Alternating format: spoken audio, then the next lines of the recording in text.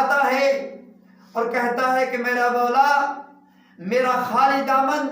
اپنی رحمت سے بھر دے، اپنی کرم نوازی سے بھر دے، تو وہ اتنی خالق اور اتنی کریم ذات ہے، وہ کسی کے خالی دامن کو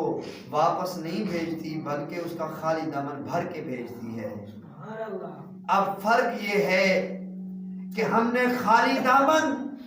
اس اللہ کے حضور جھکانا اور پھیلانا بند کر دیے، ہم نے اللہ کے حضور دستے دعا دراز کرنا چھوڑ دیے، ہم غیروں کے آگے بھیک مانگتے پھرتے ہیں، ہم قومی سطح پر بھی آج ذلیل ہو رہے ہیں اور بین الاقوامی سطح پر بھی ذلیل ہو رہے ہیں۔ ہم نے اللہ سے بھی دھوکہ کیا، اللہ کے دین سے بھی دھوکہ کیا